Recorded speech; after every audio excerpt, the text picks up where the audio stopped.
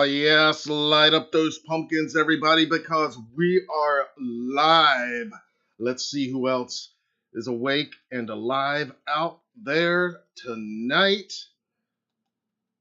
Happy Michael Myers Monday, everybody. Welcome to it. If you're new here, my name is Matt. We are Halloween Daily News, and this little event you found yourself in the middle of this evening, if you're not familiar with it, we like to call it Michael Myers Monday Live. It's our weekly, almost weekly gathering with our fellow friends, fans, the loyal, the faithful, the fanatical, what I like to call the Legion of Michael Myers and Halloween movie franchise fans. We hang out, we geek out on all things Michael Myers and the Halloween franchise. So thank you for joining us. And to all of my returning friends, what's up, everybody? Happy Michael Myers Monday.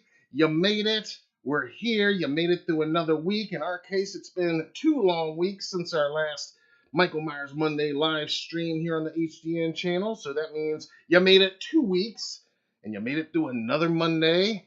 And for some of us, Mondays are just another day.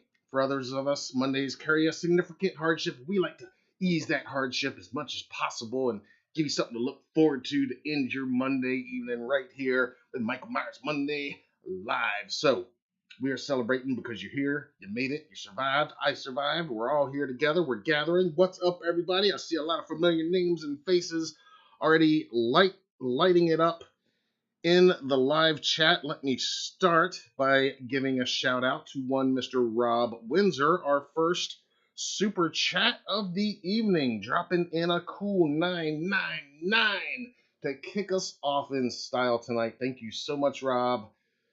Those super chats mean so much to us. Every little bit helps here, helps keep the lights on here at the HDN YouTube channel, so to speak.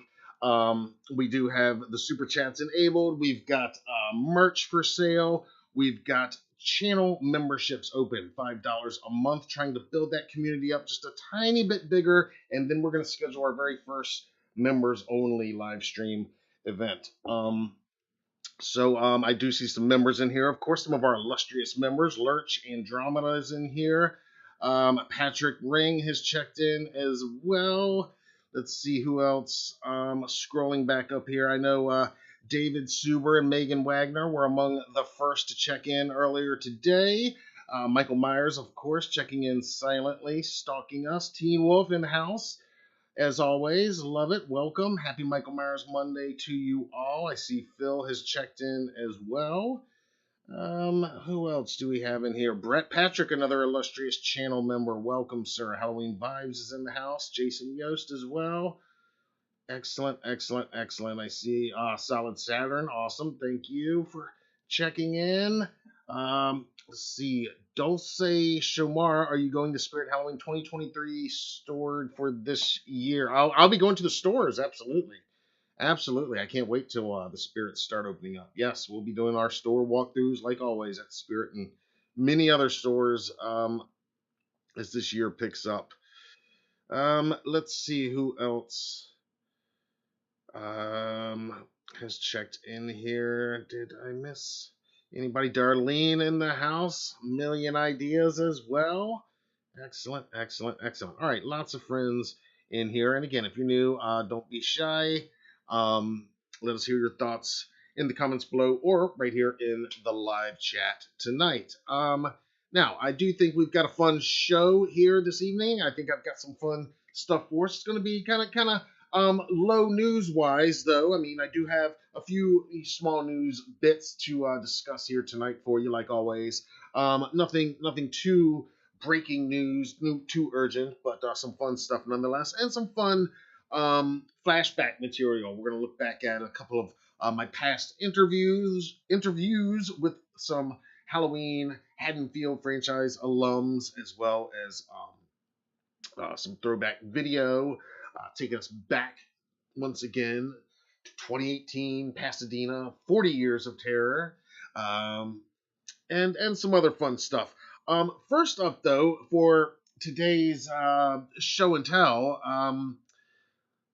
I figured I'm going to do a slightly different kind of show and tell this time. I had the figures out physically with me last week, and um, quite a few of you took advantage of our deal. And so I'm going to do it again this week and just remind you that, yes, we have in stock the officially licensed Halloween 2 Michael Myers and Laurie Strode 3 3/4 inch retro styled collectible action figures. Now, they are retailing for $18 each for Michael Myers Monday live only viewers. I did this 2 weeks ago. Some of you took advantage of it that night. We're going to do it again tonight. I am offering a special discount on these figures, and this is tonight's show and tell. We're just going to look at some of my previous showcase video for these figures as I'm talking about them for you. But again, the figures are normally $18 each. You can get them for $15 each. I'm going to give you $3 off each of these figures if you go to our online store and you use the special discount code. Very important. Are you ready? Here it is. One word. M Crew 3. That's right. Myers Crew 3. And that is the discount code for $3 off each of these figures if you order right now. I know it sounds like an infomercial. Last week we looked at them in the package. I wanted to show you a little bit of video, some close-up video of what these figures look like unpackaged.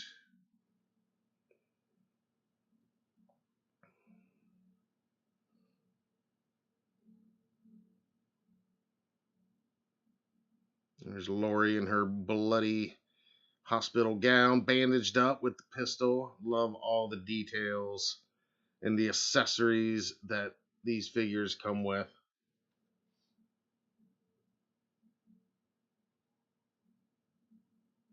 And once you get the set, then you can recreate iconic scenes like this with your own Michael and Laurie officially licensed Halloween 2 1981 figures. They were released in 2021 as part of that year's 40th anniversary celebration of the first sequel in this iconic franchise. All right, and here is just a little look at some of the news topics we're going to be discussing this evening.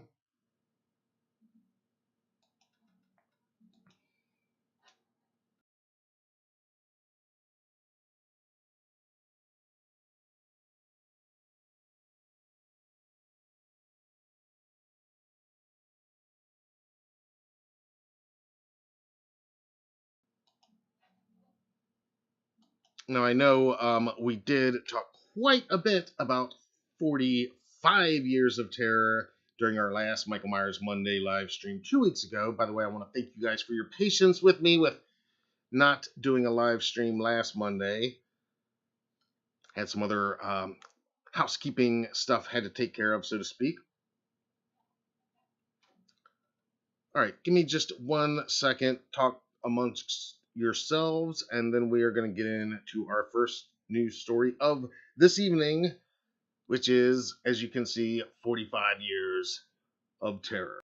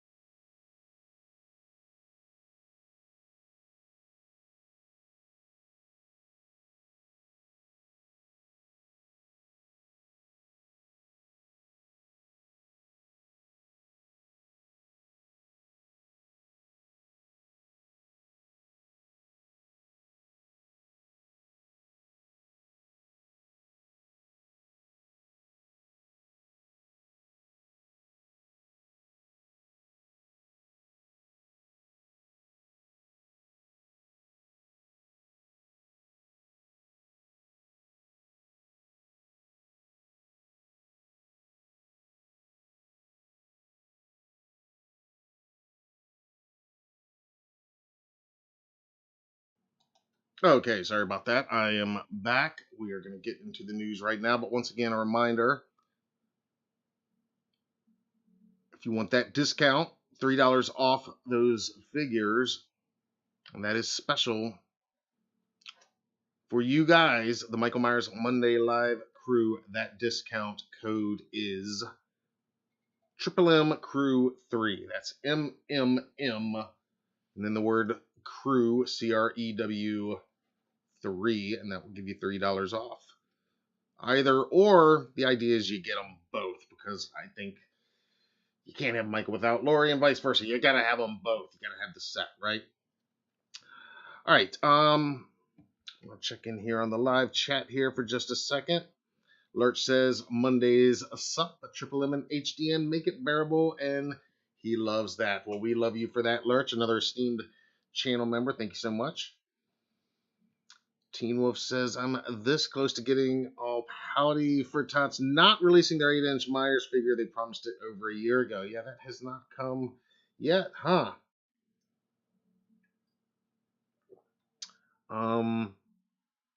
What happened with that 8-inch figure? Is it not coming? Have they said it's definitely not coming this year, Teen Wolf? Because I hadn't heard that. If so, I know I haven't heard of a release date. It was in their calendar. That 8-inch series, they're gonna have the pumpkin head to it, I thought.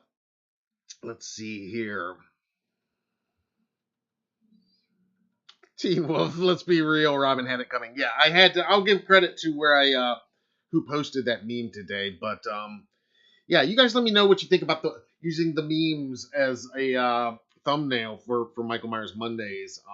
Especially when I find a new one that I've never seen before. I'd never seen that one before today, and we've been doing Michael Myers Monday for over 10 years now, and I've seen a lot. So that one I loved. I thought it was great. Same, Teen Wolf, about the stores. Jason's wondering what I'm drinking. Good question. Normally, historically, Michael Myers Mondays mean my usual Michael Myers Mango Twist, which is just some mango juice and a little bit of vodka mixed in. This evening, though, no mango in the house, but I do have some delicious cranberry pineapple that is on point tonight, and it is kind of bloodish red, which I guess is kind of fitting for Michael Myers Monday on another level too. So yeah, that's what I'm drinking tonight. Not the usual good night to ask, because typically it's usually regular viewers know Michael Myers mango twist, but nope. Tonight it's a Michael Myers cran pineapple slash. There we go. Good question.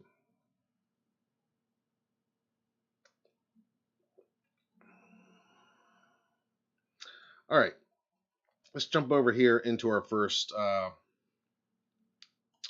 news story of the evening.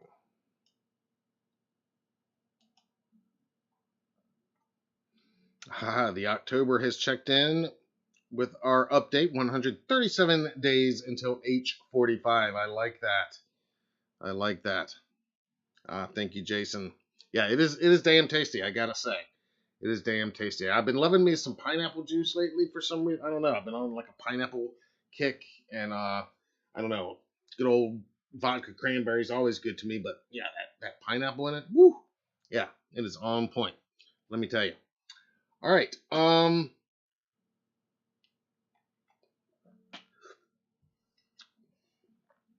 Teen Wolf says my shirt is James Bond with Michael Myers in it. Well, yes, I can see how you could see that, and it kind of does appear that from what you can see, but in reality, let me let you see if you're a fan of another Halloween classic, The Nightmare Before Christmas. That hill might look a little bit familiar with you. What it actually is a scene from The Nightmare Before Christmas, where it would be like Jack Skellington up there on the hill, instead placing Michael Myers. Kind of switching up two classic Halloween movies and icons there. But thank you for noticing. I love this t-shirt myself. So thanks for noticing.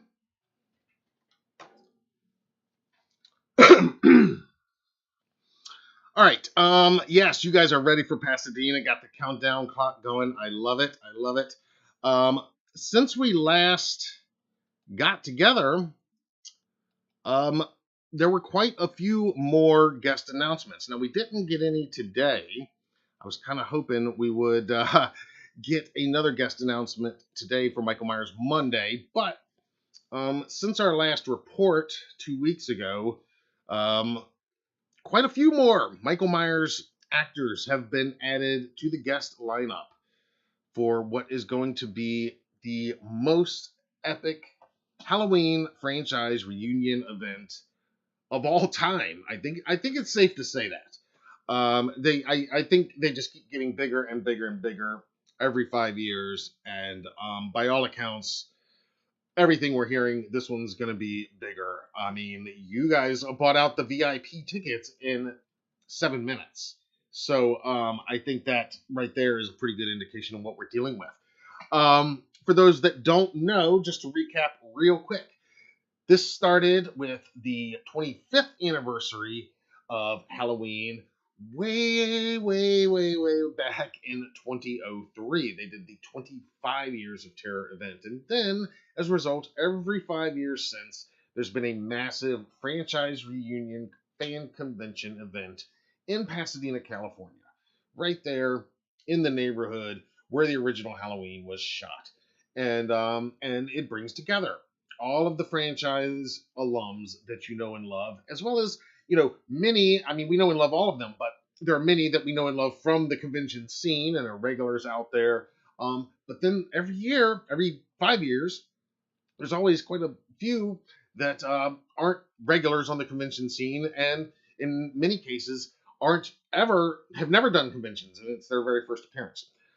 So we are covering the ongoing announcements as they are rolling out each week here on Michael Myers Monday. We are kind of recapping, and like I said, there have been quite a few more Michael Myers actors added to the illustrious guest list already. Now, when last we left, we had announcements confirming Nick Castle, Dick Warlock, Tommy Lee Wallace, Tyler Mane, James Jude Courtney, some pretty illustrious names already announced. Well, now we've got even more to add to that list. From Halloween 4, and one of only two men on planet Earth to have portrayed both Michael Myers and Jason Voorhees on screen, the great, the legendary Tom Morga joins the festivities at 45 Years of Terror. Now, as we go through each of these, I'm going to share just a quick anecdote and just a quick shout out, because in many of these cases we've met these gentlemen, and in many cases, as with Tom, they were kind enough to go on record with us for a few minutes. Now, in Tom's case, we've actually talked to him a couple times, running into him at a few events over the years, but our first meeting was 5 years ago, not coincidentally, at 40 Years of Terror, the H40 40th anniversary event. And Tom talked a little bit about working on Halloween 4, working on Friday the 13th 5, and how he and George Wilbur would ultimately both play Michael Myers on screen in H4. You can read my full interview with Tom Morga at HalloweenDailyNews.com. Also joining the lineup from Halloween 5, The Revenge of Michael Myers, is Don Shanks, another fan favorite. Very cool man. We've had the pleasure of meeting Don a few times, again, over the years at various conventions. I think the first time we ever met him was at Mad Monster Party in Charlotte, probably about a decade ago. I'll have to pull out a photo sometime. He was carrying one of his H5 masks to the conventions with him at the time. He might still at this event. But in any case, I did interview Don as well. It's been almost 10 years. It was back in 2015 at Flashback weekend in Chicago. Interviewed Don Shanks, and He talked about doing car shows even before he was doing horror conventions back in the 80s, because he was a regular on the hit TV series Grizzly Adams. You may remember he had a supporting role, one of the lead roles in that show, and obviously, like all these guys, working actor has since appeared in so many films that we know and love. But another one that is very iconic with the horror community and for another holiday is, of course, Silent Night, Deadly Night, where Don Shanks plays the Killer Santa. He doubles for the Killer Santa in that film. So he's been an iconic slasher for both Christmas and Halloween holidays. And of course, Halloween 5, also infamous for introducing the character of the Man in Black, Don Shanks, notable as one of the illustrious members of the Halloween franchise community who has played not one, but two different characters on screen, and in his case, in the very same movie, because he plays both Michael Myers and, of course, the Man in Black as well. And there are other actors and actresses that can say that they've played more than one character in the franchise. Daniel Harris, obviously, one, and there are others, PJ Souls, just to name a couple. But Don Shanks, very notable. For maybe being the only Michael Myers who's played another character. Oh, that's not true, because now Nick Castle has played another character besides Michael Myers, so he's not alone in that respect. But very cool to have Don announced. Also joining the lineup at 45 Years of Terror, our friend A. Michael Lerner from Halloween, The Curse of Michael Myers. Both A. Michael Lerner and the late, great George P. Wilbur portrayed Michael Myers in Halloween 6, also known as The Curse of Michael Myers. You can also read my interview with A. Michael Lerner, also at HalloweenDailyNews.com. That interview was also conducted 5 years ago at 40 Years of Terror. And we talked about how he worked on the film after, in this case, George Wilbur had done his work on it. And his dad also was among the extras in the film. He got to murder him. I believe he was stunt coordinator for H62, if I'm not mistaken. I'm pretty sure. You guys will correct me if I'm wrong. But very cool to see A. Michael Lerner added to the lineup once again. And our friend Doug Tate. That's right, Douglas Tate. He has appeared in many of your favorites over the years. He did a little bit of doubling in a key moment for Halloween Kills for the great James Jude Courtney. Douglas Tate added to the lineup. This is his first time as a guest at a one of these terror events, one of these Halloween reunion events. Of course, 5 years ago, they hadn't made Halloween Kills yet, so he was not part of the franchise yet. But now he is among the men to wear that mask on screen. If you're confused, Doug appears, he was the one to actually take the jump up and then later off of the SUV in that SUV attack scene. That's actually Douglas doing that. And you can hear Doug talk all about shooting that sequence, getting on set, and not just the logistics of it, but how much it meant to him. What a huge fan he is himself. He's one of us guys, and it was a big deal and a huge deal and just a career full circle moment for him to be on set there in Wilmington when they shot HK. So very cool to see Douglas announced. And again, you can watch my interview with Douglas Tate from 2021 elsewhere here on the HDN channel. I have put a link to that one in the description of this video because we're going to talk about it again here in just a second. But first, one more guest has been announced. Also from Halloween Kills, appearing as Michael in that amazingly reconstructed 1978 flashback sequence that we all were so impressed by, just on every level. How Loomis looked, how the 78 mask looked, how Haddonfield looked, and the cinematography and the lighting, how it really captured that feeling. And not the least of which, I think we all agree that Aaron did a great job. I've not interviewed Aaron yet, one of the few men to be announced so far that I have not had the pleasure of interviewing yet. I'll say yet, coming for you in Pasadena, Aaron.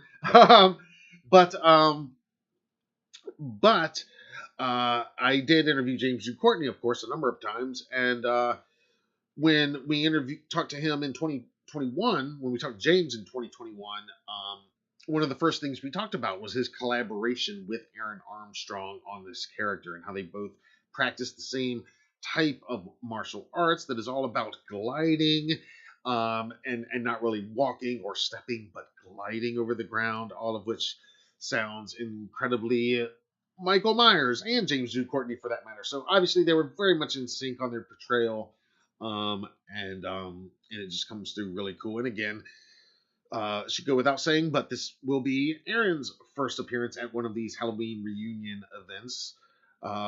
He and Doug, of course, joining the franchise as of 2021 in Halloween Kills. He was also the stunt coordinator for that film as well.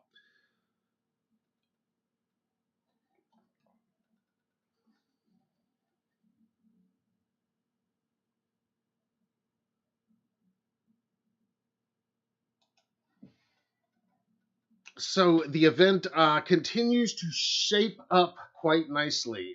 Pun absolutely intended there, but give me your thoughts in the comments on this lineup, on all of these Michael Myers actors. I mean, they're not done by any stretch. I mean, they're only just begun, really. Um, but again, pretty good lineup to kick things off here and get things going for 45 Years of Terror. Of course, you can learn more at Halloween45.com or anytime at HalloweenDailyNews.com as well. All right, let me see what you guys are saying about these new announcements.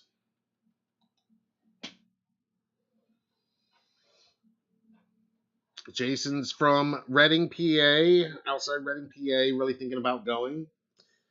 Yeah, I mean it's an amazing event. Like I said, I mean we were blown away in 2018. I wish we had made the effort to get out there for previous events, for the 35th and 2013 and so forth. Like many of you, I watched that 25 Years of Terror documentary, that Sean Clark put together, and I watched that event from afar and just was like, oh my god, if ever we could get out there sometime. This was long before we had launched or even thought of doing Halloween Daily News or anything like this.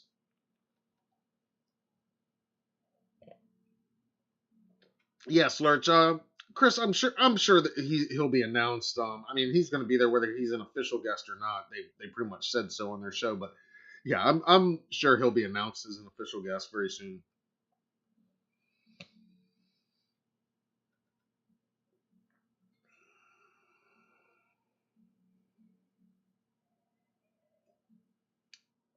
Teen Wolf says, "Gotta love seeing Michael Myers jump in like a Wolverine on top of the vehicle." Yes, yeah, just like a regular human.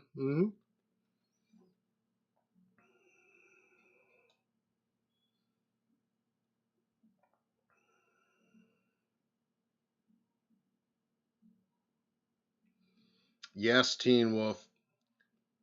Yeah, Michael will talk about that, and you should also read my interview again. I'll keep plugging interviews because I've had the pleasure of interviewing so many of these people. But another interview from 2018, J.C. Brandy, who played Jamie Lloyd in H6 with A. Michael Lerner, talking about that whole chase the baby scene. Yeah, she talks about the most difficult and just weirdest part on set for her, filming a somewhat controversial scene in that film.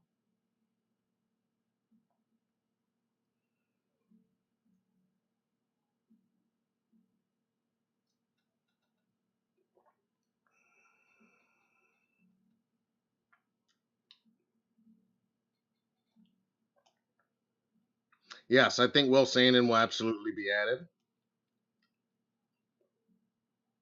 Absolutely, Lurch. I think so. All right. Before we go on to our next news item, I want to spend just a second on one of these guests. Now, again, I've been lucky enough to interview everybody we just talked about, except for Aaron Armstrong, so far. And you can check out all those interviews. Most of them are here on the channel. Most of the more recent ones are video interviews here on the channel. The ones that aren't, they can be found at HalloweenDailyNews.com. Just hit the tab and go to the interviews section, and you can scroll down and see all of our interviews, both from this franchise and outside the franchise. One of those interviews, like I said, was with our buddy Douglas Tate. And I'm going to play you a little clip from that video right now before we go on to our next news item, because this is one of my favorite parts of the interview. It's something that Douglas and I had kind of talked about, or at least kind of gotten on the edge of talking about off the record, just as friends over the years before. Because what you may not know is I interviewed Doug previously in a written interview when he played a character in the most recent Hellboy movie. And so we've just known each other and kind of kept in contact over the years, and knew that when HK came out and when the time was right, we were going to talk again. And so we did. But this part of the interview does not have to do with HK. Many longtime fans, I'm sure, will recall that there was a time before David Gordon Green, before Halloween 2018, when there was a project that came very, very close to going before the cameras. And at the time, the title that they were working with was Halloween Returns. Many of you know the project I'm talking about. Now, what you may or may not know, if you haven't watched my interview, or depending on whether or not you've watched this interview in full yet or not, but what you may or may not know is Douglas Tate was going to play Michael Myers in Halloween Returns. He was going to be our next Michael Myers. It was very close. How close? Well, watch a few minutes from our exclusive interview from 2021. I'm going to play just a few minutes of that interview right here. And this is specifically the part about Halloween Returns. Now, the entire interview is great. And it all goes into informing you of how much just a split second on screen as James's double as Michael meant for Doug. And this is part of that journey, but this is especially cool.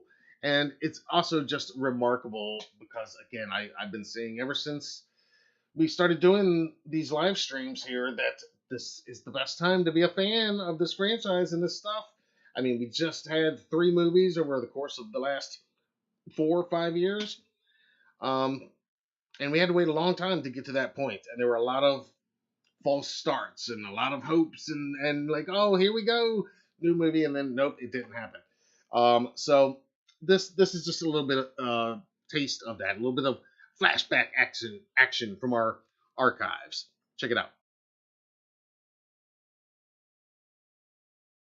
And then Halloween Returns comes up. Yes. Right? Yes. Let's talk about that. Yes. So I heard about Halloween Returns. You know, I didn't think much about it, but I was like, gosh, man, that would be like amazing. Because I know Rob Zombie did his. Mm-hmm. He had his Michael Myers.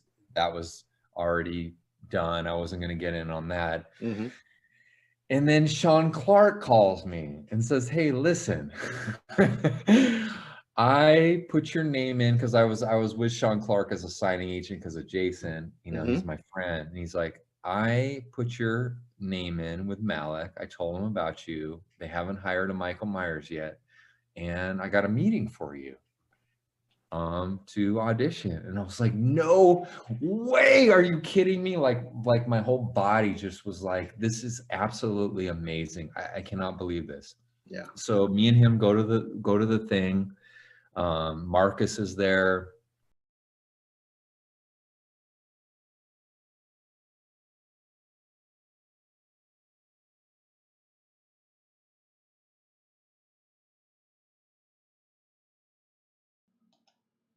Sorry, experiencing minor there, man. Cool. Just like that. This cool. Yeah. We like it.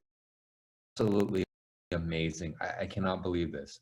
Yeah. So me and him go to the thing. Marcus is there. Malik is there. I talk to Malik. I tell him, like, you know, what a fan I am, and like this is like the character that I've been like playing since I was a kid, you know. Yeah. And he was fired up because, you know, I knew the history, so he thought, oh, this is cool. Yeah. We like this. He's just not just a guy coming in auditioning, you know. So, you know, Marcus has me do a scene where I'm on an electric chair, right? It was part of the film because he was on death row, you know, and he has me going, and I'm like, and I'm going crazy, you know, my veins. Okay, this time it's me pausing it. Let's just ponder that for a second. Michael Myers was going to be on death row, going to the electric chair. Just a little bit of what may have been in an alternate universe. All right, here's a little more with Doug. Are popping and stuff. He's just not just a guy coming in auditioning, you know. So, you know, Marcus has me do a scene where I'm on an electric chair, right? It was part of the film because he was on death row, you know, and he has me going, and I'm like, and I'm going crazy, you know, my veins are popping and stuff. And then Sean's filming it, and then everyone's like, that was fucking, oh my God, that was amazing.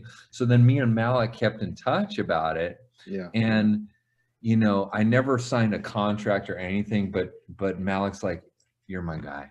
You're my guy. You know, he never said you have the part or anything, but he's like, you're my guy. You're my guy. And I was like, that's all I needed to hear, right? And then time passed, and I was like, what is going on with this project? And it kind of faded away. And I was like devastated because I was like, oh my gosh, it's never gonna happen. Yeah. I said, this is it. This was my opportunity. I'm never gonna get to play this guy. Oh well, you know, and you move on and you pursue with your career and stuff. And what I heard was that Harvey Weinstein, which we all know is a horrible person, he was causing all these issues, and he wanted to shoot the movie in Eastern Europe, and he wanted to change this, and he wanted to change that, and he didn't give a shit. Sorry, my French, about the franchise. He didn't care. He didn't know about it. He just was like, it's just a money thing. And Malik's like, we're not shooting in Eastern Europe. This is a Midwest film. It has to have a certain look. And he was causing all these issues. And Malik was like, you know what? I'm just going to let this contract run out. I don't want to deal with this guy. Yeah. Now everybody knows what a piece of crap he is. And Malik was having to deal with that. You know, he had a horrible reputation, but he made movies that were successful. So, you know, they obviously, you know, did deals with him, but he couldn't take it anymore. So the contract ran out. That was it with Halloween Returns.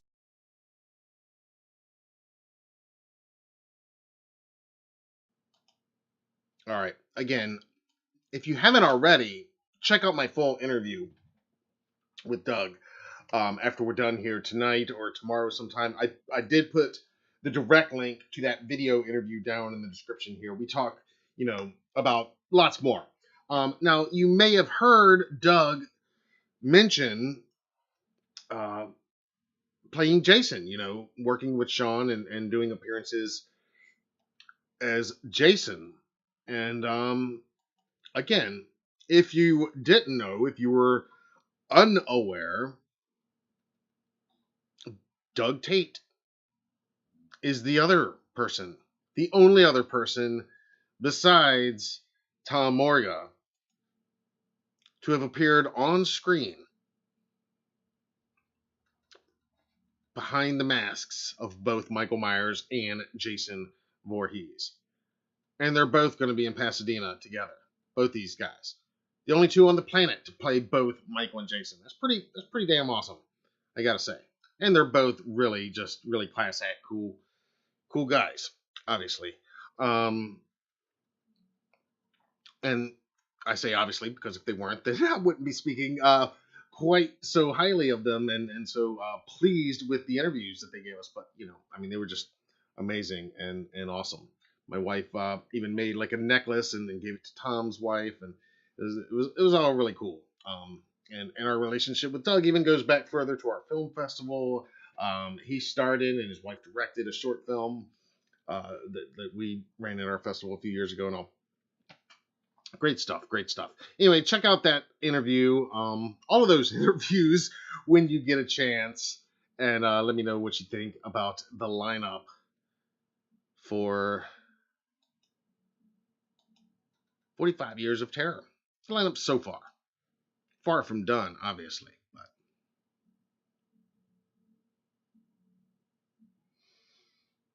yeah, Jason, I think Doug would have done a great job. I mean, no doubt, and for that version that Marcus Dunstan was going to direct, Todd Farmer was writing, or not? No, that was a previous one with Todd Farmer. It was Dunstan and Melton, Patrick Melton. Excuse me.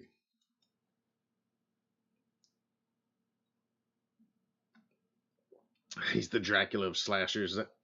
Yeah. All right. Our other big story this week is the fact that we are getting not one, but two officially licensed board games from the Halloween franchise.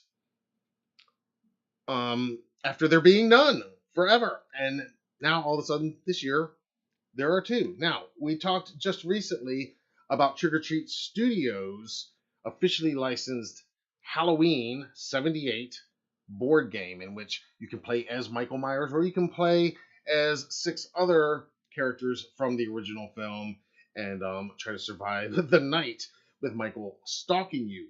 But that's not all. That's pre-orders for that are up right now.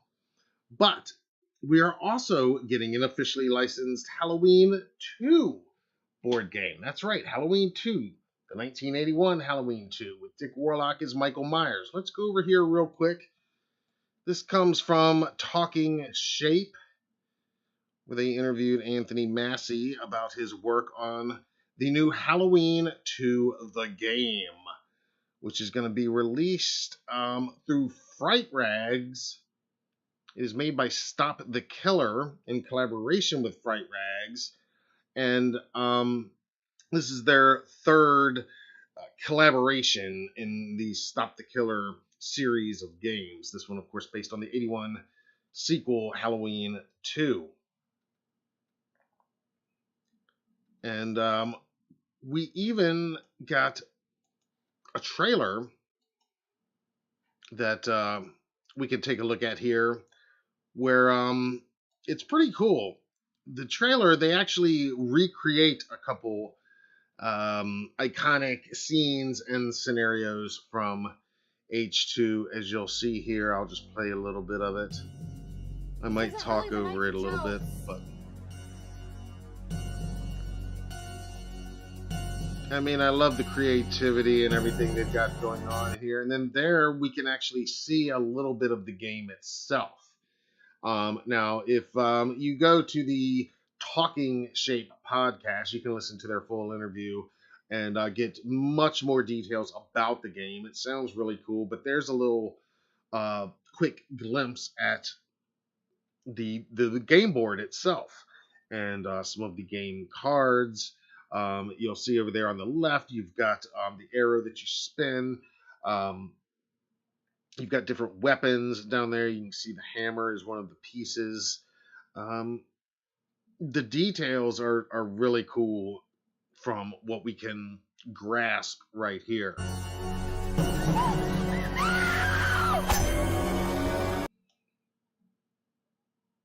And there we go. The game is going to be funded through a Kickstarter starting in June.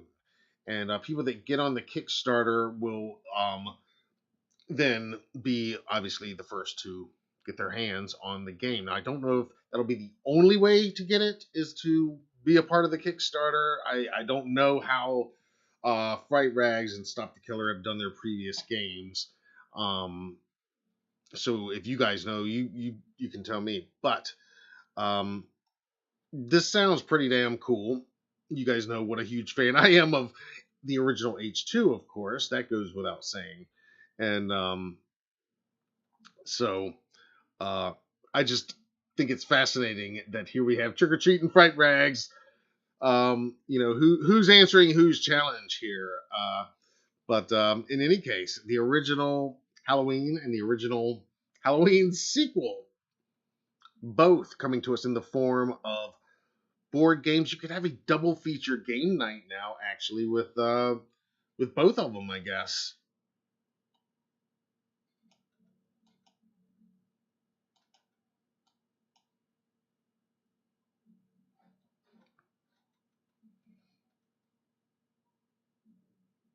Now, I don't have a link for the H2 game because there is none right now. Like I said, they're saying that it is going to go up on Kickstarter in June, so next month. So we have maybe just a few more weeks to go.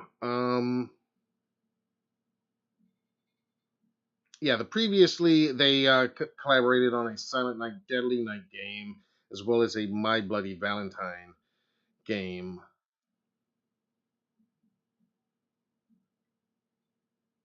So this continues their, the holiday themed horror games. So basically, you'll have a board game for every holiday. I guess is Fright Rags thinking. Let's give them one for Christmas, give them one for Valentine's Day. Now, of course, um, give them one for Halloween. Of course, we're getting two for Halloween this year. So when I say game night will never be the same, I think that's not an understatement. But you guys tell me what you think. Are you going to be ordering this one? I know many of you were excited for the Trick or Treat announcement for their game. Many of you have commented that you have pre-ordered. So let me hear your thoughts on the H2, the game, in the comments below. And if you're here with us tonight, right now in the live chat, I will go over here just a few quick details. It says the game board is two-sided, with one side depicting the shape leaving Tommy Doyle's house from the end of Halloween 78, with his destination being Haddonfield Memorial Hospital. The other shows Michael in the hospital, where he is on a killing spree. The game's objective is to either stop Michael from getting to the hospital or stop him from killing final girl Laurie Strode. And Halloween 2, the game will be crowdfunded. The campaign is set to launch in early June. You can learn more at stopthekiller.com. So now the question becomes, two Halloween board games. Are you gonna snatch them both up? Which one are you more excited for? I think that's pretty cool that we're getting both this year. Pretty exciting. I know not the Halloween game news that a lot of you might have been hoping for and wanting for. I know for years a lot of you want a Halloween video game, a proper PS5, like Friday 13th the game, Texas Chainsaw the game, style Halloween Haddonfield game. Yeah, I hear you. I know a lot of you guys are looking for that, but give me your thoughts on these board games. Will you be adding them to your collection? And who do you plan to play them with? Will you be playing them with your family, with your friends, all of the above? Let me hear from you. Let's go over here to the live chat right now. Andromeda groceries are away. Yeah, that H2 game is gonna be pretty great. I think they both look really cool.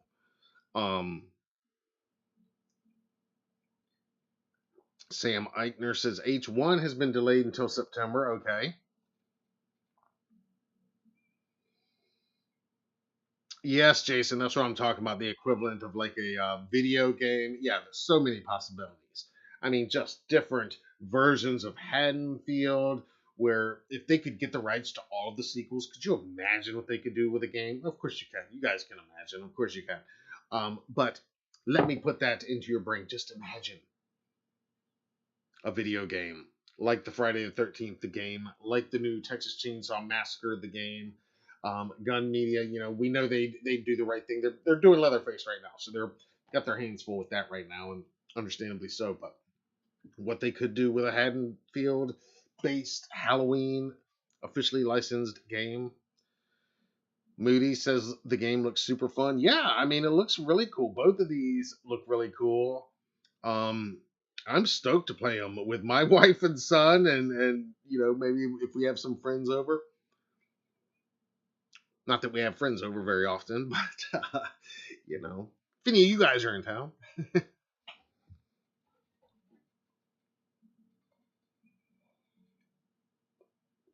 Yeah, Sam, I didn't see that it had been pushed back to September.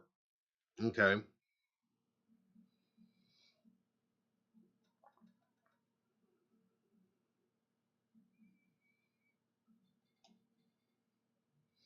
Andromeda wants to be Janet.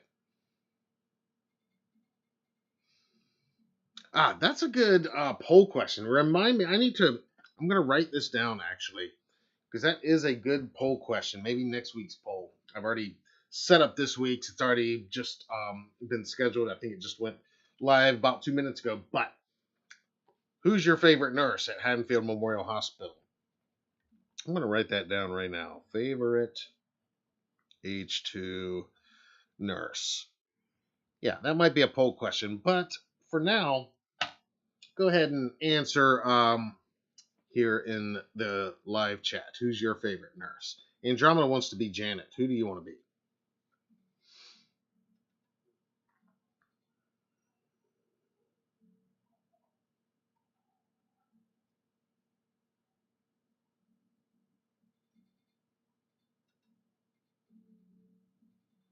Stop the Killer's also doing novelizations, Teen Wolf says. Okay, cool. Like new novelizations of the old classic movies that didn't have them originally. Very cool.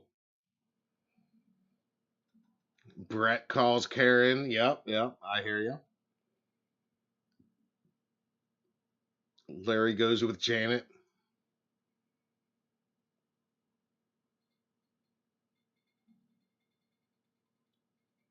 David likes all of them. Of course. I've got highlights from the H2 panel too, but I don't have them queued up for tonight. We'll have to do that next week. But very cool. Another kind of cool news item I wanted to bring up is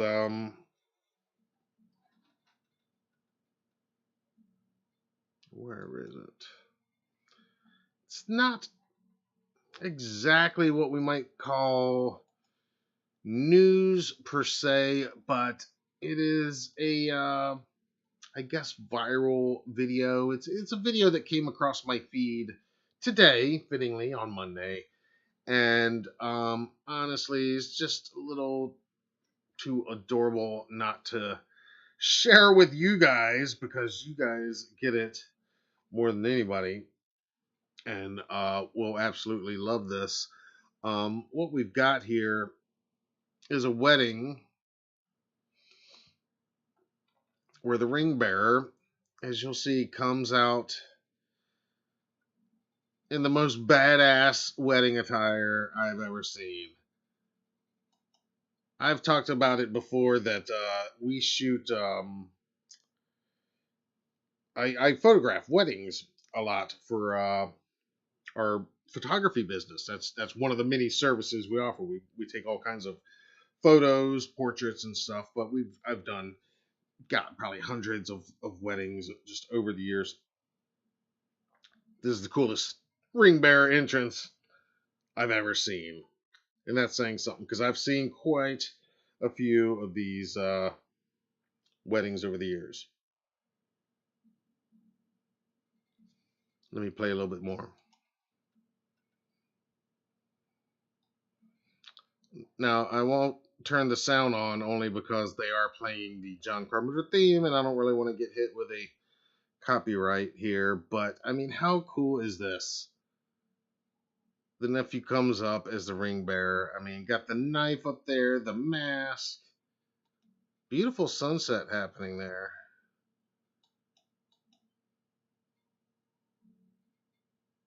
This is just the coolest.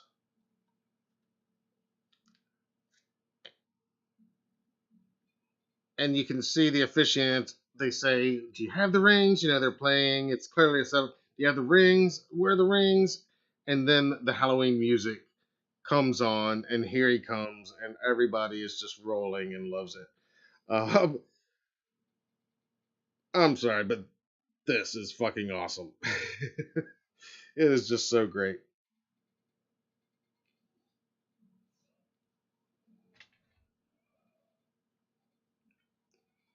And everybody, just loving it and getting it and just, appreciating it too is pretty awesome. Cool family, cool wedding. Um, and there is something else I wanted to share with you guys that was shared on Instagram just recently. You might have seen, but last Monday, of course, uh, we were not live here, but that doesn't mean that Michael Myers Monday was not in full effect on the internets and the socials throughout, including our buddy and sometimes live chat surprise guests. Occasionally, Christopher Nelson, who jumped on his IG and shared a pretty fun photo. I think he might have shared it before, but that's Christopher with one of the Myers masks that he made in front of the Myers house. Speaking of Halloween kills, we've been talking about Halloween kills earlier with Douglas Tate tonight, and so wanted to share this photo again. Props to everybody involved. They recreated the Myers house entirely, rebuilt it on a soundstage in Wilmington, North Carolina. The exact same stage where Scream 5 would later recreate Stu's house. Um, but pretty cool shot. Wishing us all a happy Michael Myers Monday. Gotta love that. And also shared on on the gram recently, not specifically for Michael Myers Monday. She didn't use the hashtag, although she did. It fits for a Michael Myers Monday post. Our friend Daisy McCracken, who you should know and remember as Donna from Halloween Resurrection, she shared a couple throwback photos from her resurrection days, and this one looks to be at the premiere of the film. There she is with that poster and the iconic Busta Rhymes and Tyra Banks featured on that poster there. And so just sharing some fun throwback photos. 11, what is it? That was '02, so it's been 21 years since Resurrection. Very cool to see Daisy sharing these photos. I've never seen them before. And of course, I'll use this time to plug my interview with Daisy McCracken from Halloween Resurrection. We did the interview back in 2014, and I put a link in the description of this video so you can check it out. But it's a fun interview, and Daisy talks about the very first scene she filmed for Resurrection, which was actually a shower scene, which did not make the cut of the film. She talks about working with Katie Sackhoff, who many of you know and I'm sure are well aware has gone on to great success. Most recently in the Star Wars universe, she's like one of the leads of the show The Mandalorian, and she's done tons of other awesome work over the years. Um, but wanted to take that time to share this throwback interview with Daisy, which goes again almost 10 years back for us, 9 years ago, back in 2014. And the interview was published in two parts. The first part premiered on July 12th of that year on the occasion of the July 12th anniversary of the release of Resurrection. So, again, I urge you to check that interview out if you haven't already when you get a chance.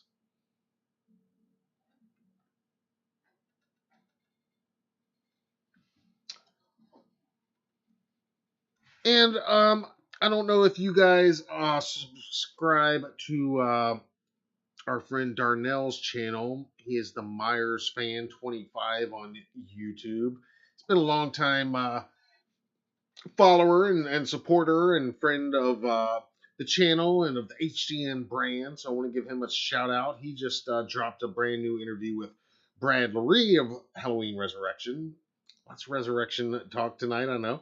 But the interview's up on his channel, and I did put a link to that in the description of the video as well. I want to give him a plug and a shout out. I haven't had a chance to watch the whole thing, but I did check out a portion of it earlier today, and right in the very beginning of the interview, I thought it was kind of cool. They were talking about one of my favorite scenes in Resurrection, which is the I always say that I don't really like the treatment of Laurie Strode in the beginning of that film, that character. I don't really like the creative decisions they made with Laurie Strode. I kind of thought her ending would have been better with H2O. That being said, the parts that I absolutely do love about that opening sequence of Resurrection is the stuff with Harold the Clown, the guy who's there and he's obsessed with the serial killers, and he's reciting all the facts about Ted Bundy and Jeffrey Dahmer and all these like real life serial killers, right? You guys know. And then he sees Michael, and Michael comes in after he's done his thing, and what's he do? Hands Harold the knife, calmly walks away, and then Harold gives us just a quick recap of Michael's stats up to that point. It's one of my favorite movies in Resurrection for sure, and so they talk about that, and how Brad mentioned how it was Michael kind of being having almost a soft spot for this character maybe or something, and then Darnell posed the question of, some fans think that maybe it was Michael trying to set up Harold and leave the knife in his hands, walk away, and then Harold gets blamed for all the deaths, which, Brad was surprised. He had never considered that. I'd never really thought of that either. It does kind of make sense in a way. But the way I always took that scene, and then we'll move on, but I just want to put it out there to you guys. That particular scene with Harold the Clown, if you know it, give me your take on that scene. What do you think's going on there? Was it to frame Harold? Was it... But the way I always took it, my take on that scene and why I like it so much is it's Michael saying, "You're a fan. I hear you." Now, of course, he's wearing a clown mask. Clowns have a long and iconic history within this franchise. So there's that. So Michael responds to that, but it's handing him the knife. He's saying, "Here, go have fun. Have a blast. Happy Halloween." And, very similar to how in the original, I love when they pull up Smith's Grove and all the inmates are roaming around out in the rain and everything. And it's never really stated explicitly. It's never spelled out that, oh, Michael set them free. But I always took it just as a given, a fact that, well, of course he set them free. That was just one of his, Michael being a trickster, and just, that's what he would do. So to me, this was very much a part of that, of like saying, here, you remind me of somebody, and that somebody is myself. Here you go. You need your own. But give me your take on that scene if you're familiar with it. You like that scene, and just to wrap it up and bring it back full circle, another interview we were lucky enough to conduct. And again, these are very brief interviews, not like some of the epic conversations we're able to do on Zoom now, but we were able to interview Brad Lurie briefly at 40 Years of Terror back in 2018 as well. That interview I've put a link to in this description. I put my own our own direct link in there, and there you can see Brad giving me the chokehold there back in 2018. Another fun interview we did at that amazing event.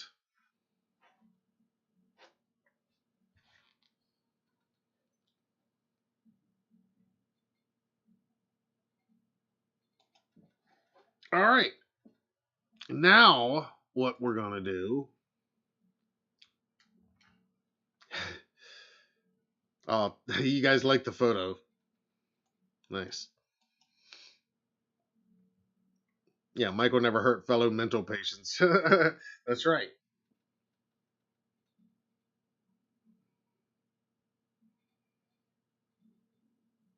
Yep, they would start. They would have started looking for him if someone else wasn't blamed. You're right. You're right, Andromeda. Absolutely right.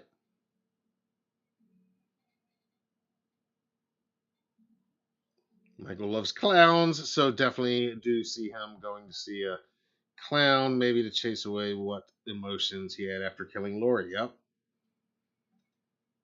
Yeah, I like that take, Teen Wolf, very much.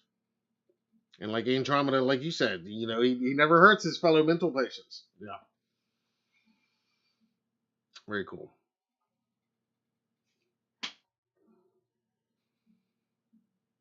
All right. So check out all those interviews.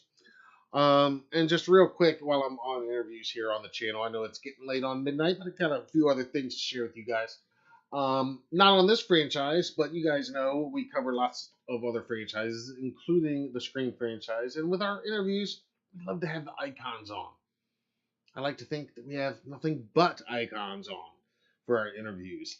And our most recent one, just this past Friday, we dropped a brand new exclusive epic 2-hour conversation with the original Ghostface, Lee Waddell.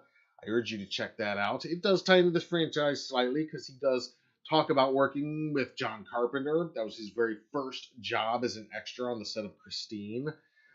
He also talks about working with Dick Warlock and George Wilbur and some of the legends that we know. Ted White, of course, from Friday and many other franchises. But check that one out.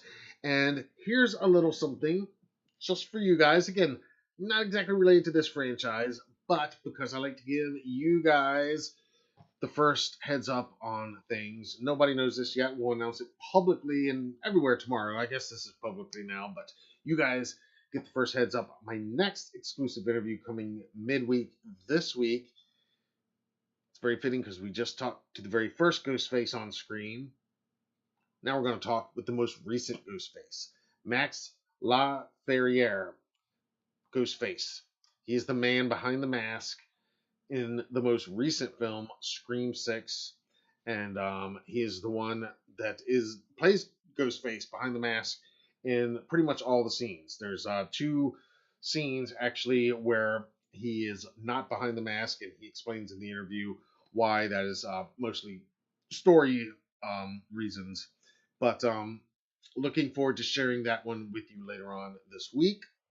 Then we're going to be hitting the road, doing some on location event reporting because we got an invite to Busch Gardens Theme Park's Media Day this week for their big opening of their new indoor dark ride roller coaster. It's called Dark Coaster, and it's got a werewolf theme. So looking forward to sharing all of that stuff with you guys.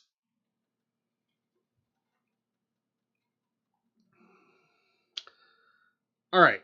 I'm going to take a break from talking for just a few minutes, and we're going to have another group flashback as we count down the weeks and the days and the hours to 45 years of terror. We're going through our archives and sharing some stuff that might excite us from 40 years of terror and other events we've covered related to this franchise.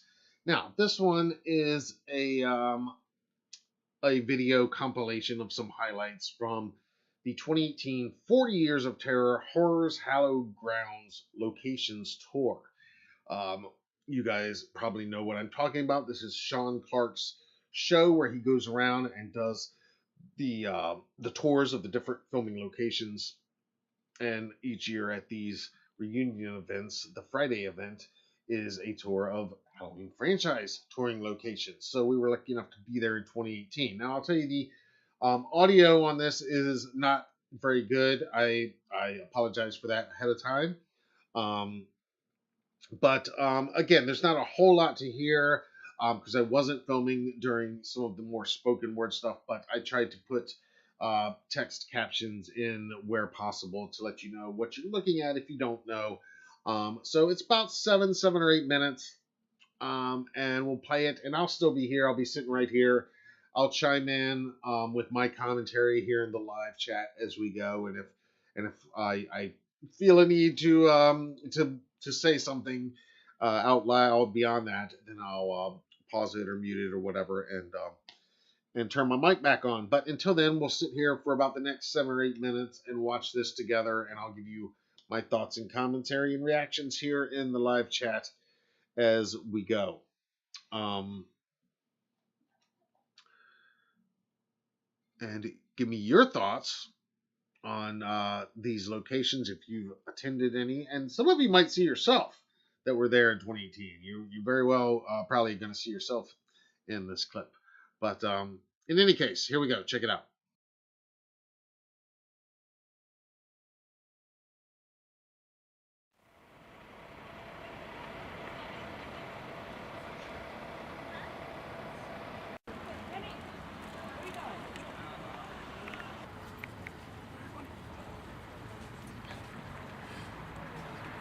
To the Haddon Fields.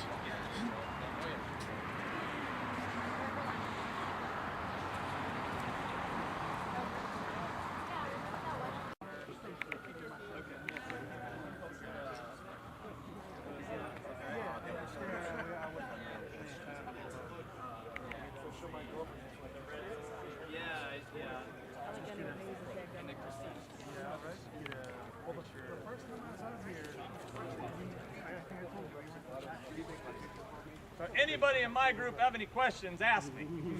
I'm taking pictures now. So. Oh, right. That one, okay. So this is how.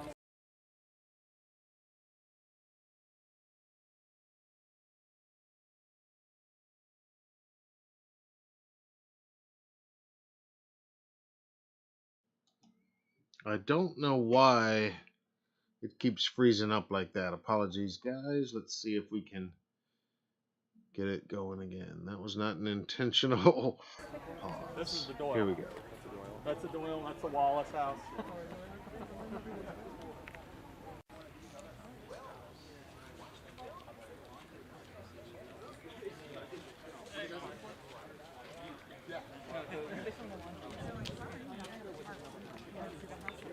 Well, I can't believe you gotta respect it, or you're not gonna.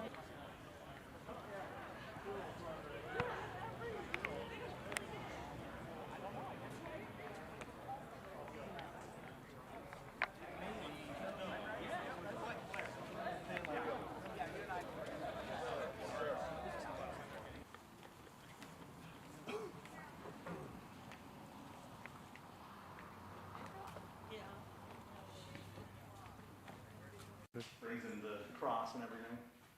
And more famously when Robert Ressler disturbed my... But yeah, you know, the one thing that's interesting is the windows. Were you here when the movie was made? You know? I can. You have questions about the windows? Yeah, did they put in fake ones to bust through, or? Yeah. There's lots of movies been filmed here. Yeah. And they've done all sorts of things to do the different effects. And I believe certainly those windows were not broken through. Yeah, I mean, they replicated them perfectly because they're identical. The windows on our far right here are 1880, 1870. This is part of the reshoots Carpenter did. Oh yeah. So he shot He shot over here. She walks out of that door, and then she looks in this direction and says, "Mr. Elrod, Mrs. Elrod, are you okay?" Yeah. It's from over there. You can see the door from here. Interiors were here.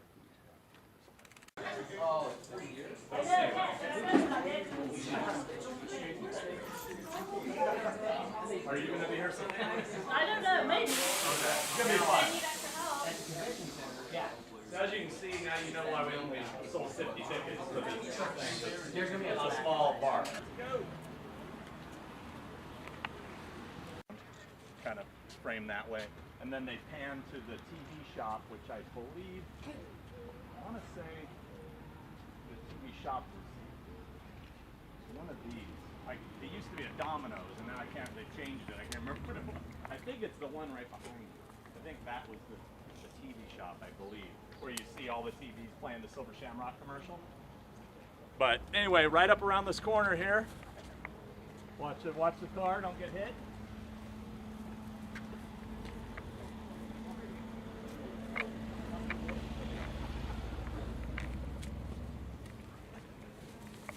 So that pole right there is the one that had the Haddonfield Memorial sign on it. Right where Jamie's on the phone.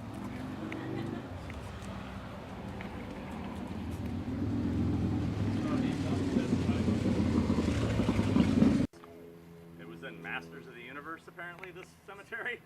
I saw it maybe once, but they also use this in Twin Peaks as well, this cemetery.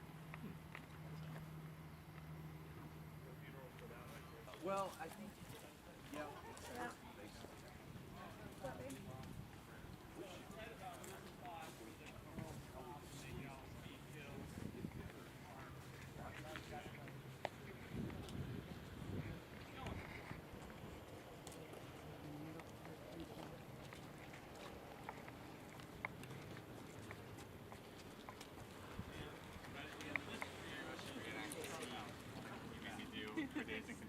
Oh my gosh, no, that was so funny. Can't do that.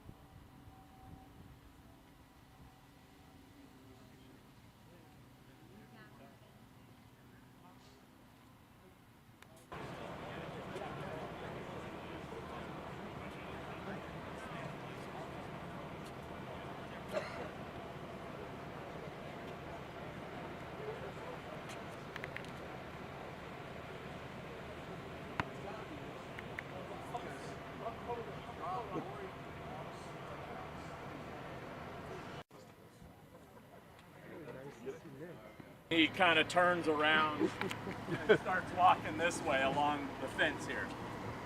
So Ben Tramer's heading this way. This is kind of multiple locations. You got the Ben Tramer walk here and Jamie walking to the Myers house there along that side. The first one. Where's wrong? So, be careful crossing the street. It's a busy street here. The same corner where Tommy Doyle meets Jamie on the way to the Myers house. He runs up from here, she's walking this way, and they meet right here. And then Ben Tramer gets hit by the van right here. Oh, that show, My Sothel Street? Yeah, I think this was her house. Oh, interesting. I didn't know that. Tidbit, I didn't know. My ex was a huge fan of that show. I never really watched it. I want to say it was right about here. It was a little off of that street.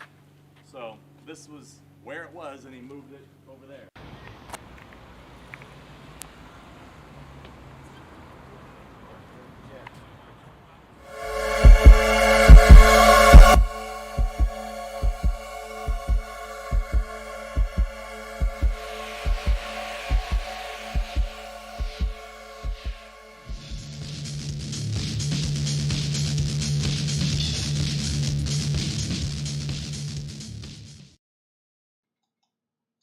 we actually, as you can see in that video, we got to go inside of the church from the fog, and that was not planned. That was a surprise even to Sean. It just so happened that somebody was there at the church, and I mean, Sean will tell you that. I mean, he thought we were going to get run off and kicked out, told to leave, but instead the opposite. We were invited inside the church. I don't know that all the other groups were invited in. I believe they were not, but I know our group was, and that was very fortunate and lucky. I mean, the church is on the tour, but as far as going inside of it, I don't know that the other buses all got that experience. We also were fortunate to be allowed to go inside the Myers house just ever so briefly, and that's how we got those shots from the very end right there. Now, you can see that video and so much more, all of our coverage from 40 Years of Terror at HalloweenDailyNews.com. But before we leave Haddonfield, let's just look at a couple of our stills from that tour. That intersection should look familiar. Opening shot of the original film. Of course, the Doyle house. There I am. Of course, gotta represent Silver Shamrock whenever possible. The Wallace house. With a familiar face. There's Sue getting cozy with Michael. There's Annie's house and Linda's house. Sue at the infamous hedge, doing her best Michael Myers. The hardware store. Sierra Madre Pioneer Cemetery, which you'll notice that Sinclair tombstone very noticeably when Loomis and the caretaker are walking towards Judith's gravesite. Some very familiar looking shots. There's the school, Tommy's school there. Sue on the famous Laurie Strode stoop. There I am at Laurie's house. There's some stills of the Myers house. As you can see, it was a madhouse. No pun intended. By the time we got there, that was the last stop on the tour. And it was a madhouse. It was a lot of people. It was kind of crazy. So getting video footage, even getting stills that I would have preferred was not as easy as I would have wanted. But hey, we were at the fucking Myers house. Can't complain, right? So there I am out in front of the Myers house. And yes, the iconic stairs. That's the stairs. I got to go inside the Myers house. Didn't get to get a shot of myself like a selfie or have Sue shoot one. Again, it was just really crowded, really crazy. But to get that clean shot with nobody in there, I was pretty happy to be able to get that. And a couple locations from Halloween 2 there. Then we jumped to the bar from Halloween 3. That's the bar where they do the drinks with Atkins. That's actually the Strode house from Rob Zombie's Halloween. Some other locations from Rob's film. That's the Myers house from Rob's Halloween. And this is really cool. In loving memory of Mustafa Akkad, they have this bench in Pasadena, right there in the neighborhood. The neighborhood made famous by this franchise, by the original film that Mustafa was such a part of. So very cool that they have this bench in his memory there. There you can see there's the bench, and it's got that plaque right there. A lot of people may not know about that, but definitely a spot that you want to try to stop and just go pay your respects to the Godfather of Halloween there. Speaking of Silent Night, Deadly Night, we went to a few spots there, and then yeah, there's more from the church.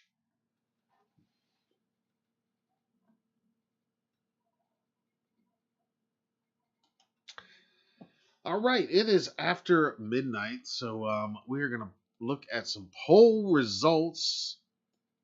Got a lot of poll results to look at because it's been 2 weeks. Darlene, wow, so cool! I'd love to go on that tour. Yeah, it's awesome. I mean, if you're coming in for age 45 and you can do the tour as well, I mean, I would highly recommend it. It's like I said, I think I've said this to you guys before. I probably have. It shouldn't come as a surprise, but like I always say, I'm not a people person, but you guys are kind of my people. So, like an event like this, it's like the coolest people for non-people to be around, if that makes any sense. I always say that I am not a big tour person, like a tour guide person. I like kind of self-guided stuff whenever possible. But being from North Carolina on the East Coast over here, I'm as touristy as it gets out there in LA. So if ever there was a time for us to do a guided tour, it's that, because again, I want to see these locations. These are like the first locations I want to go to. If I'm in Hollywood, I'm like, I want to go see the Halloween locations first. So, for us, it was a no brainer to like, absolutely, we gotta, if we're going, we gotta be a part of that as well. So yeah, I would definitely recommend it. Yes, David, definitely a great time. Yes, Teen Wolf. Mustafa is revered. Absolutely. Yeah. And even now, Malik, I mean, keeping this going, I mean, he could have cashed out at any point, Malik could, since Mustafa left us. But I'd venture to guess it's never even crossed his mind. And probably never will, and I hope not.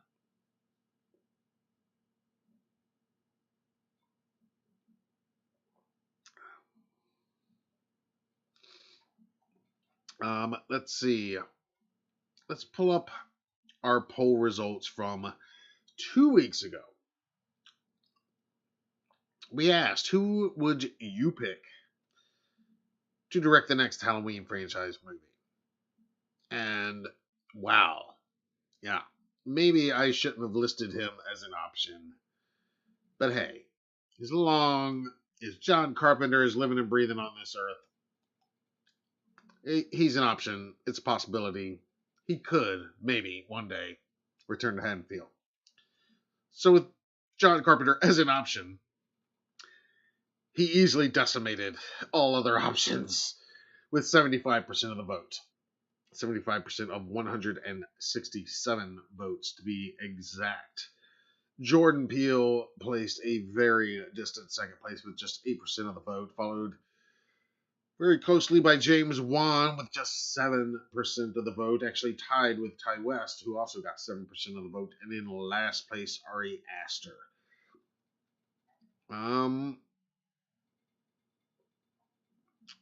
I can't argue with that. With those results, I can't argue with that. I know it's unlikely, but our own Andromeda in here tonight says, "Get your butt back in that director's chair, Carpenter." Scrolling down the comments, Lurch says, "That's a tough question and one myself personally struggling answering. I'm going to say Damian Leone. Hold on, I know what you're thinking. That's insane, but hear me out. He's been a lifelong horror fan like most of us, and I think he would bring something exciting to the franchise. Fuck yeah.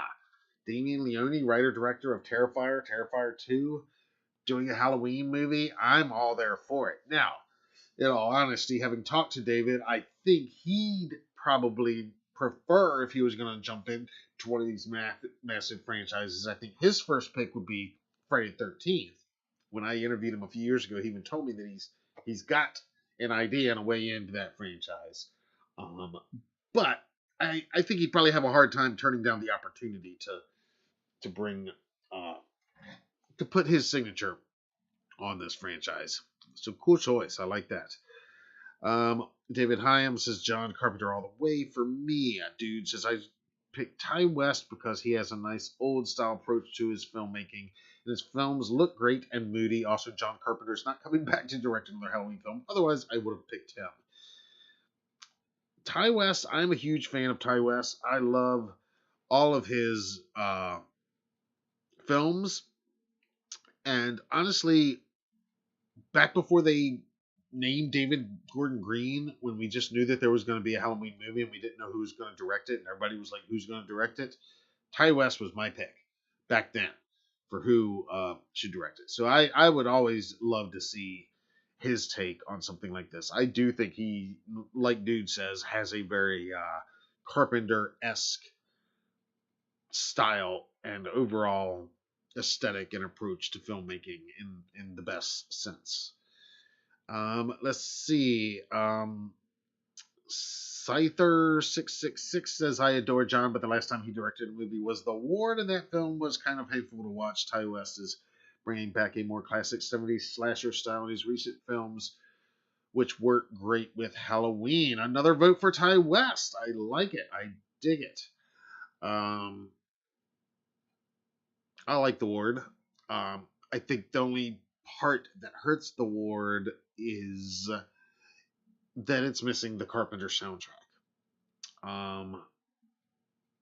The few films that he directed that he did not compose the soundtrack for definitely stands out and has less of that Carpenter aesthetic with somebody else doing the soundtrack. That being said, I mean, it's still a Carpenter film. But that's a discussion for another day. But I like The Ward just fine. Not his best by any means. Not one of my all-time Carpenter favorites by any means. But certainly liked it. Rob Windsor says, Carpenter, it was his baby. He should finish it the way he started it, kill it, and make it awesome. I mean, I know it's so unlikely, and I agree it'll probably never happen, and probably for the better. But, I mean, what if he just wanted to go back to Haddonfield one more time, and that's the sign-off, like you said, Rob. It'd be pretty badass. And Ballad of the Broken says Carpenter won't do it, so I'm not even going to pick that option. I'd go with either Ty West or Mike Flanagan. He actually knows how to write characters. Third pick would probably be James Wan. I like Ari, but he would go too weird with it, and Jordan Peele is a nope for me. Yeah, I know Mike Flanagan was among those in discussions back in the day. All right, let's now go up to last week's poll. We didn't do a live stream last week, but I did still manage to launch a poll, and you guys let your opinions be heard as I asked you to. So let's go to those results right now. We had 131 votes who answered our question asking, which is your favorite of the most recent David Gordon Green directed Blumhouse produced trilogy of Halloween movies, they being Halloween 2018, Halloween Kills, and Halloween Ends. So again, with 132 total votes, the winner with 68% is Halloween 2018, followed pretty distantly with 21% by Halloween Kills, followed not too distantly from that point with Halloween Ends with 11%. I guess I'm not too surprised with this. I mean, 2018 definitely had the most build up and hype and excitement around it, I would say. You know, the whole pandemic thing just really hurt a lot of us. I mean, I remember the excitement of Kills very greatly as well, because it was a coming back from that in some ways, I felt anyway, and a coming back to theaters, a coming back of horror, coming back to the franchise, just a getting back on the schedule type feeling. Not surprising that Ends is most of y'all's least favorite of the bunch. But let's look down here on the comments. Don Harrison says H2018 was a great sequel to 78, but I still have a lot of love for H281. As a kid, that movie gave me more nightmares than the OG Halloween. Yeah. Yeah, I mean, H281, like I always say, I mean, if I'm picking my favorite sequel, it always comes down to the original H2 and H3. And I usually just say they're tied for second place with me because whichever one I'm watching, I kind of feel like, well, yeah, that one I like more. Like, Kiwi Soup said first one, but I would put ins before kills. Just really hated kills. Okay. Whizzing Grizzly said 2018 is clearly the most well made of the three. It should have been a one and done. They didn't have a clue how to make it a trilogy because it's just trying to be ridiculously bloody. It's a bad movie with laughable dialogue and handy acting. The social commentary is laughably bad. Just watch Ends again. It's even worse. The second time there isn't a scary moment in the whole movie. Pitiful ending to a weak trilogy. DGG was very overrated coming to these movies. Wow, Whizzing Grizzly. Not happy with any of them at all. All right. Well, thank you all for participating in all of those previous polls. And as you know, we have launched yet another poll.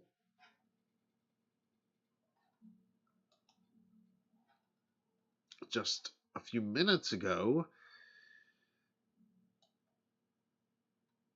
And yes, we've already got the first 19 votes in. This week's poll question, and this should be a fun one. We're asking, who's your favorite?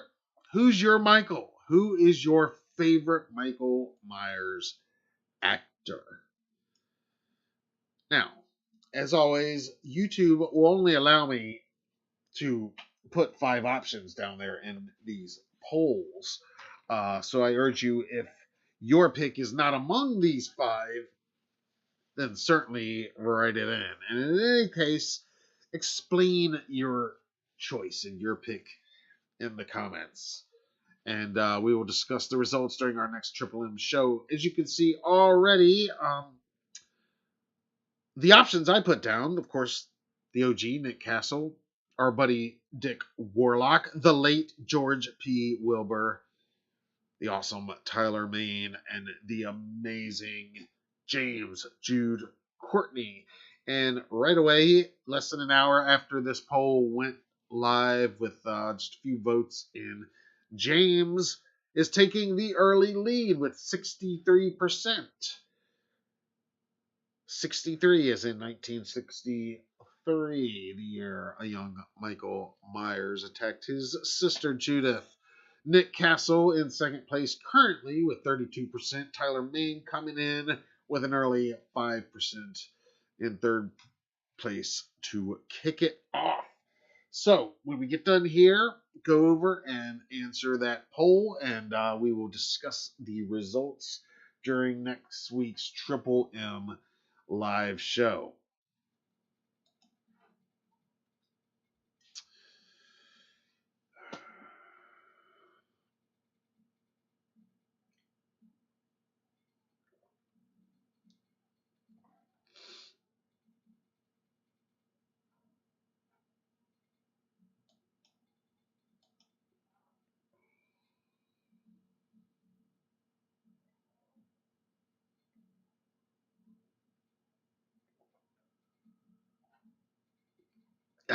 Teen Wolf, that was you as Scyther666. Okay.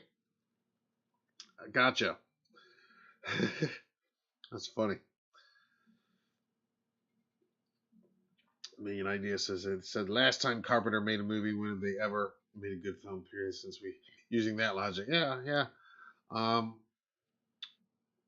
Millions undecided between kills and ends. Okay. Nice. Rob's gonna take that tour if offered at H45. Absolutely. Yeah. I recommend it for sure. You won't regret it. You won't regret it. I can tell you that for sure. All right, time for Triple M shout outs. You know, guys know the deal. We've been doing this hashtag since 2013. Everybody makes it their own. and I love it. Let's start off with the post that gave us our thumbnail this evening. This comes to us from Twitter. It comes from Michael Myers at _shape. Says Injustice for All, hashtag Michael Myers Monday. And I just love this. We've seen, this is that classic old meme. We've seen Batman and Robin a million times, used a million different ways. I swear I've never seen it used like this. I've never seen this until today. I don't know when it was made. I don't know who created it. If anybody out there knows, let me know. But I love this one. You guys know I love Batman, so obviously any crossover there is always on point for me. But I just thought this was great. No one likes Monday. Shut it. The only thing I might have suggested slightly differently is instead of a open palm slap to the face, since it's Michael, I mean, maybe have him like slashing, holding a knife in his hand or something, and just kind of slashing or something. But anyway, that's me kind of nitpicking there. But awesome. Love this. And thanks for the thumbnail. And again, you guys let me know what you think about using the thumbnails for the cover photos. Let me know what you think about that layout. I'm talking about this right here, where we kind of list what is definitely on deck for this evening on the left side. And of course, that's never going to list everything we're going to do, but some of the for sure stuff.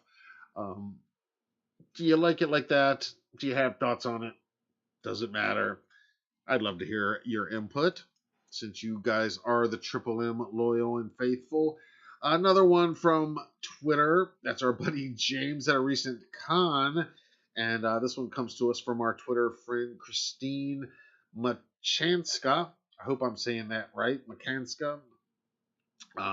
Happy Michael Myers Monday to you, Christine. She's always a loyal supporter of the brand on Twitter, and always sharing our stuff and tagging us in really cool stuff that we need to know about, need to see. And I love this shot of our buddy James. And damn, is he not jacked? Look at those arms. He's just in such better shape than me or any of us. Jesus. This one, also from Twitter, comes to us from Purgatory, the queen of Halloween. That's at Purgatory Horror. Says, good afternoon, creeps, and happy Michael Myers Monday. Showing off her TV cut of Halloween DVD. And I love that creepy jack-o'-lantern mask. Gotta love it. Flaming red hair to go with it, kind of like the flames coming out of the jack-o'-lantern. I dig that. All right, let's move over to Instagram right now. This one comes to us from Spooky Gauge on Instagram. Mondays are always better if you stay spooky and carry a jack-o'-lantern bag. Can't argue with that. And of course, that's not just any jack-o'-lantern bag. Those two jack-o'-lanterns are very notable as 78 opening credits jack-o'-lanterns. Also from Instagram, our friend Tyler Main. This was actually posted a week ago, last week, but we didn't have our live stream, so wanted to share it here. Tyler sharing a meme with himself, me realizing there are still 6 months till Halloween.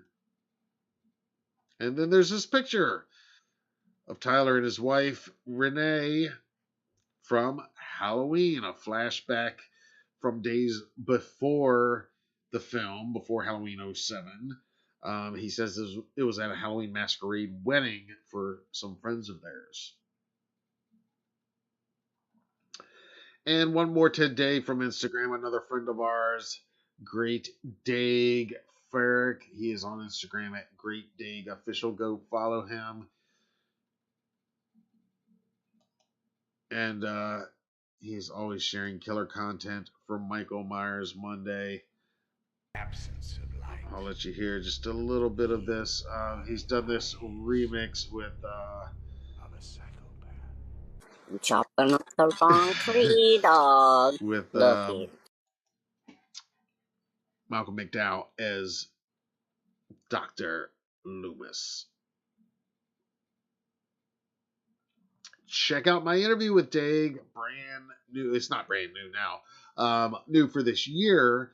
I did keep the link down in the description of this video. Lots of exciting interviews coming both within this franchise and outside of it.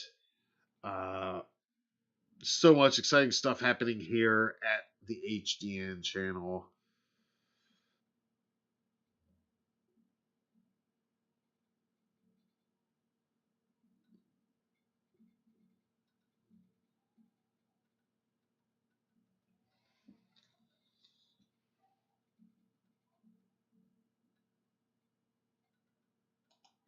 All right, guys. It is well after midnight. We have graduated from Michael Myers Monday into Trick or Treat Tuesday. And so I am going to wrap it up now. Like I said, hit that poll up when we get done with here. If you haven't watched or read any of the interviews I mentioned here tonight or any of the other stories, you can always find them anytime at HalloweenDailyNews.com. And I did put links to most of that stuff in the description of this video. There's a lot of links down in there, as well as where you can purchase those figures. Remember, I'm going to say it again, the Michael Myers Monday only discount. We're not publicizing this anywhere else than during these live streams. So, you gotta watch the live streams. It's Triple M Crew 3. That's MMMCREW, and then the number 3, and you'll get $3 off each of those figures. So you can get them both for $30. Look, guys, I think everybody in here has probably subscribed a long time ago, but if anybody's watching this on a replay and you enjoyed what you saw, think about subscribing. And if you're already a subscriber, think about joining the HDN Club. It's just $5 a month. Lots of cool perks, custom emojis, badges. I'm working on setting up some new perks. And like I said, we're going to be scheduling very soon in the next few weeks our first members-only live stream event. And I don't know exactly what we're going to do there for it, what we're going to do that evening yet, but it's going to be something kind of cool and something just for our members, because they are paying us $5 a month, and you know that means so much, and we got to look out and give them a little bit extra love. But you guys, all of you that come here every Monday and hang out, participate in the conversation, you guys are the best. You give me a reason to wake up on Monday morning and to get through the day and to get down here. And I'm not even joking about that. It means so much to me that you guys turn out and that you love it, and I love you guys for it. So subscribe, hit the like button, drop a jack-o'-lantern down in the comments because that helps with the algorithms as well. Participate in the poll, hit the share button, tell your friends.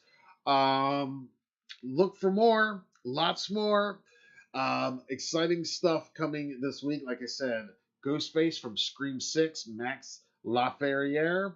That exclusive interview is dropping in just a couple of days right here on the HDN YouTube channel. You guys are the first ones to know about it. Later on this week, like I said, we're going to be on location at Busch Gardens Theme Park in Williamsburg, Virginia for the grand opening of the new Dark Coaster roller coaster. It's an indoor werewolf-themed, horror-themed dark ride roller coaster. It's going to be fucking badass. I can't wait to be there for it. Andromeda, one of our most illustrious and favorite channel members, dropping us a $5 super chat saying great show. Thank you, Andromeda. Thank you. You help make it a great show. You really do. Your input, all of you guys. I mean, I'm not just saying that. You know, y'all's input and participation, you know, that's what it's all about here on these Monday nights. So I cannot thank you enough. We will be back next week. We'll have a new poll. Hopefully we'll have some new H45 guest announcements maybe. some stuff to talk about there, and who knows, maybe we're gonna get a Halloween 3 board game announcement next or something. Who knows, right? I mean, honestly, at the rate we're going, we'll see. But it's an exciting time, to say the least, to be a fan of all this stuff. It's an exciting time. It's an exciting year for this franchise. Lots of cool stuff coming. It's just getting revved up and ready to go. Everything's just starting to take shape.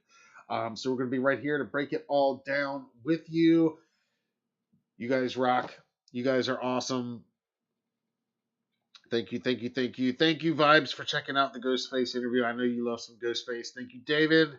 Thank you, Phil. Thank you, Jason. Man, thank you, Rob. Yes. You guys kick ass. All you guys are awesome. All you guys, girls, all of you people, you are the best. Absolutely. Andromeda says, like you guys better than people I know in my everyday life. Hey, you're not alone. You're not alone, you know. I mean, yeah, I mean, you guys are like friends I look forward to hanging out with more than some actual people in real life. Like you guys say, and to hear more and more of you say that each week, that's surreal for me, because that's how I feel. And I like I always say, I'm not a people person, but you guys are my people. So when we run into each other at a con or out in Pasadena or whatever, it's going to be awesome, and we're going to connect. It's going to be great. Yeah, you guys are awesome. You guys are great. Phil wants to hear an "Are you ready?" All right, one for the old school crowd. I don't know how many people remember this, but this throws it way back to like maybe late 2020. Are you ready for 45 years of terror? Yes. Yes, we are cheesy, we are corny, we are ridiculous. Yes, Halloween family. Damn right. We are family here. All right, guys. It's well after midnight. You guys get out of here, get some rest, take care of yourselves. I will see you again soon. Look for more exciting content on all things Michael Myers, all things Halloween, and everything else we got coming your way right here on the HDN channel, coming very soon. Until then, I'm Matt Arts for Halloween Daily News. Thank you all for watching. We love you guys. Happy Michael Myers Monday.